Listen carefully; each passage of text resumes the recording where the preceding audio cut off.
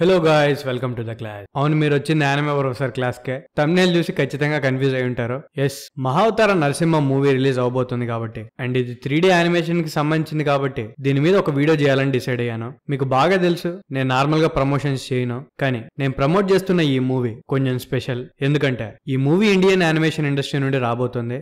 నాకు తెలిసినంత వరకు ఈ మూవీ ట్రైలర్ చూసిన తర్వాత ఇంత మంచి గ్రాఫిక్స్ తో ఇండియా నుండి యానిమేషన్ రావడం ఇదే ఫస్ట్ టైం. దీనికంటే ఎక్కువ ఆనందం కలిగించే విషయం ఏంటంటే ఈ యానిమేషన్ మన హిందూ గాడ్స్ మీద చేయబడింది. ఇప్పటి వరకు ఇండియాలో వచ్చిన యానిమేషన్ సిరీస్లన్నీ మనకి సినిమాటిక్ ఫీలింగ్ ఇవ్వవు, ఏదో చిన్నపిల్లల బొమ్మలు చూస్తున్నామరా అన్న ఫీలింగ్ ఇచ్చేవే. కానీ ఈసారి ఇది చాలా డిఫరెంట్ గా ఉండబోతుంది. నాకు ట్రైలర్ చూసి అర్థమైపోయింది ఈ మూవీ నెక్స్ట్ లెవెల్ లో ఉండబోతుంది అని. ఈ మూవీ రాబోతుందని మీకు ఆల్రెడీ తెలుసు కాబట్టి రేపొద్దునే మీరు ఈ మూవీ చూస్తే మీకు కొంచెమైనా స్టోరీ గురించి తెలిసి ఉండాలి. ఒక 10 years బ్యాక్ వరకు అమ్మమ్మ తాతయ్య అని చెప్పి దేవుడి గురించి కథలు చెప్పేవాళ్ళు. కానీ జనరేషన్స్ మారిపోవడం వల్ల లిటరలీ మన గ్రంథాల గురించి, మన దేవుళ్ళ గురించి తెలియకుండా పోతుంది. సో ఈ వీడియోలో నేను ఎందుకు మహావిష్ణువు అవతారాలు ఎత్తాల్సి వచ్చిందో చెప్తాను. మామూలుగా మన హిందూ స్క్రిప్చర్స్ లో ప్రపంచంలో ఏ కంట్రీ మాట్లాడక ముందే మల్టీవర్స్ గురించి ప్రస్తావించారు. అంటే మనలాంటి యూనివర్స్లు ఈ ప్రపంచంలో చాలా ఉంటాయి. ఈ యూనివర్స్లన్నీ శ్రీ మహావిష్ణువు యొక్క మేనిఫెస్టేషన్ నుండి పుట్టాయన్నమాట.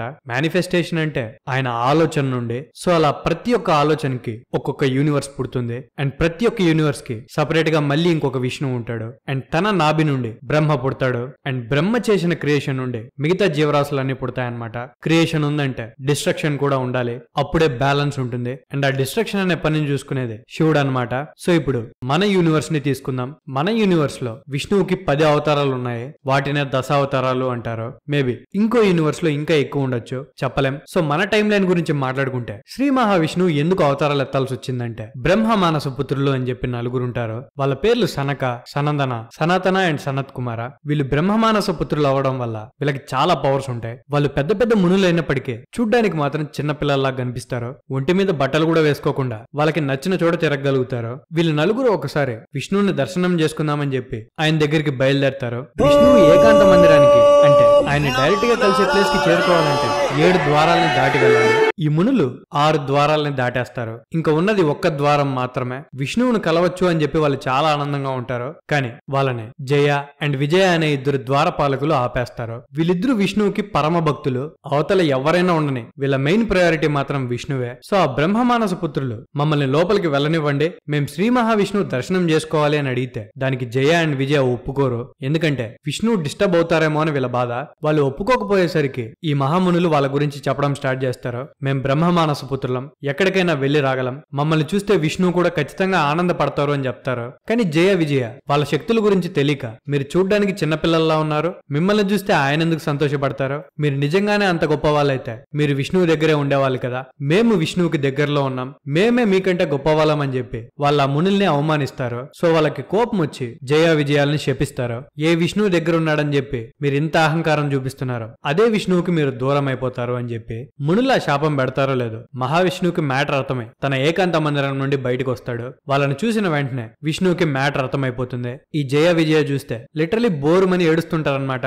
ఈ మునులు మమ్మల్ని మీకు దూరం అయిపోవాలి, భూమి మీద పుట్టాలని చెప్పించారు, మమ్మల్ని కాపాడండి అని. దానికి శ్రీ మహావిష్ణువు చెప్తాడు, మీరు నా ద్వారపాలకులు కాబట్టి మీరు చేసిన తప్పు నాకు కూడా వర్తిస్తుంది. వాళ్ళు మహామునులు, నా భక్తులు, నా భక్తులు నాకంటే గొప్పవాళ్ళు, వాళ్ళ మాట ఖచ్చితంగా ఫలిస్తుంది, నేను కూడా ఏమీ చేయలేను. ఇప్పుడు వాళ్ళ శాపం మీకు మాత్రమే కాదు నాకు కూడా వర్తిస్తుంది, నేను కూడా మీతో పాటు భూమి మీద అవతరించక తప్పదు అని అంటాడు. అయినా కూడా జయ విజయ బాధపడుతూనే ఉంటారు. మీకు దూరంగా ఆ భూమి మీద మేము ఉండలేము అని చెప్పి. అప్పుడు విష్ణు వాళ్ళకి 2 ఆప్షన్స్ ఇస్తాడు. ఒకటేంటంటే ఆయన్ని ప్రేమిస్తూ జపిస్తూ 7 జన్మలెత్తడం, లేదా విష్ణువుని ద్వేషిస్తూ 3 జన్మలెత్తడం. విష్ణువుని ప్రేమించిన లేదా ద్వేషించిన ఎప్పుడూ ఆయన్ని మనసులో తలుచుకుంటూ ఉండే ఛాన్స్ ఉంటుంది కాబట్టి 3 జన్మలు ఆయనకు శత్రువుగా పుట్టడానికి వీళ్ళిద్దరూ ఒప్పుకుంటారు. ఫాస్ట్ గా మళ్ళీ ఆయన దగ్గరికి తిరిగి వచ్చేయచ్చు అని. సో వాళ్ళిద్దరూ ఫస్ట్ జన్మలో హిరణ్యాక్ష అండ్ హిరణ్య కశ్యపుడిగా పుడతారు. సెకండ్ జన్మలో రావణుడు కుంభకర్ణుడిగా పుడతారు. 3వ జన్మలో శిశుపాలుడు దంతవక్రుడిగా పుడతారు. హిరణ్యాక్షుణ్ణి శ్రీ మహావిష్ణువు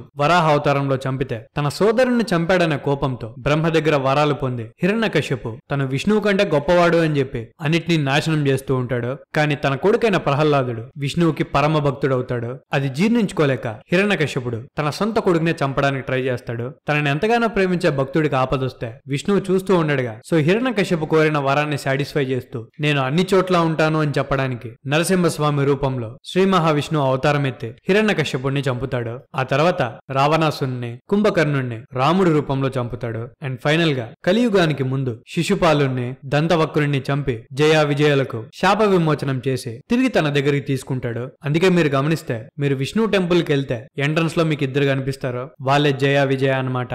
అండ్ ఈ కథల్ని బేస్ చేసుకుని హోమ్ బాలే వాళ్ళు మహా అవతార యూనివర్స్ ని లాంచ్ చేశారు. దీన్ని డైరెక్ట్ చేస్తుంది అశ్విన్ కుమార్. ఆయన బై ప్రొఫెషన్ ఒక 3D ఆర్టిస్ట్ అన్నమాట. ఈ సిరీస్ లో మనకి 2037 దాకా మూవీస్ ఉన్నాయి. ఇప్పుడు రాబోతున్న నరసింహ మూవీ అందులో ఫస్ట్ పార్ట్ అన్నమాట. నెక్స్ట్ వచ్చేది పరశురాముడిది. తర్వాత రఘునందన్ అనే పేరుతో రాముడి మీద, ద్వారకాదేశ్ అండ్ గోకులనంద అనే పేరుతో కృష్ణుడి మీద, ఫైనల్ గా కల్కి మీద 2 పాటలు రాబోతున్నాయి అన్నమాట. సో ఇది సినిమాటిక్ యూనివర్స్. నేను ఇందులో హ్యాపీ అయ్యే విషయం ఏంటంటే ఒకవేళ కనుక ఈ మూవీకి మంచి సపోర్ట్ దొరికి పెద్ద హిట్ అయితే నెక్స్ట్ రాబోయే మిగతా సిరీస్ లు ఇంకో లెవెల్లో ఉంటాయి. ఎప్పుడు బయట నుండి వచ్చిన మార్వెల్ లేదా డీసీని చూసి ఇవే గొప్పవి అని మనం ఫీల్ అవ్వాల్సిన అవసరం ఉండదు. మన స్టోరీస్ కూడా వరల్డ్ వైడ్ గా అందరికీ తెలుస్తాయి. మన కల్చర్ గురించి ప్రపంచం మొత్తం మాట్లాడుకుంటారు. అండ్ ఇంకో హ్యాపీ థింగ్ ఏంటంటే ఇండియాలో సగం మంది సాఫ్ట్వేర్ జాబ్స్ చేసుకుంటూ బతుకుతున్నారు. వాళ్ళలో కొంతమంది సపరేట్ అయిపోయి ఈ ఆర్ట్ ఫీల్డ్ లోకి, మూవీ ఫీల్డ్ లోకి, 3D అండ్ యానిమేషన్ ఫీల్డ్ లోకి రావాలనుకుంటే ఇప్పుడున్న సిచ్యువేషన్ లో చాలా దారుణం అనిపించేది. కానీ ఒక్కసారి ఈ మూవీ రిలీజ్ అయ్యి పెద్ద హిట్ అయితే మాత్రం చాలా మందికి ఆపర్చునిటీస్ వస్తాయి. ఎందుకంటే లిటరలీ వీళ్ళ మూవీస్ 2037 వరకు ఉన్నాయి. అందుకే నేను దీన్ని పర్సనల్ గా తీసుకొని మరి దీన్ని ప్రమోట్ చేయడానికి రెడీ అయ్యాను. అండ్ నేను మీకు ముందు వీడియోస్ లో చెప్పాను, బుక్ మై షోలో మీ సపోర్ట్ చూపిస్తే ఈ మూవీకి ఎక్కువ థియేటర్స్ దొరుకుతాయి, ఎక్కువ మంది జనాలు చూస్తారు. చాలా మంది 3D అండ్ యానిమేషన్ ఫీల్డ్ లో ఉండే వాళ్ళకి ఇది హెల్ప్ అవుతుంది. నేను కూడా ఈ ఫీల్డ్ కి సంబంధించిన వాడినే కాబట్టి ఇంతగా అడుగుతున్నాను. సో మీరు వెళ్ళి బుక్ మై షోలో ఇంట్రెస్టెడ్ కొట్టి మీ ఫ్రెండ్స్ దగ్గర కూడా కొట్టించి ఈ మూవీకి సపోర్ట్ చేస్తారని కోరుకుంటున్నాను. అండ్ మీలో చాలా మంది ఈ మూవీకి సపోర్ట్ చేస్తున్నట్టు కమెంట్స్ పెట్టారు. నాకు చాలా హ్యాపీ అనిపించింది. సో అలా సపోర్ట్ చేసిన ప్రతి ఒక్కరికి పేరు పేరున థ్యాంక్ యూ. ఒకవేళ గనక మీరు ఇంట్రెస్టెడ్ కొట్టిన తర్వాత దాన్ని స్క్రీన్ షాట్ తీసి ఈ వీడియో డిస్క్రిప్షన్ లో ఉన్న లింక్ కి సబ్మిట్ చేస్తే మీరు క్రంచీరోల్ అకౌంట్ గెలుచుకోవడానికి కూడా ఛాన్స్ ఉంటుంది. గివ్ అవే డేట్ మీకు కమ్యూనిటీ పోస్ట్ లో ఇస్తాను. So thank you guys last వరకు చూసినందుకు. మళ్ళీ నెక్స్ట్ వీడియోతో వెంటనే కలుసుకుందాం. అప్పటి వరకు జాగ్రత్త. Love you, me anime professor.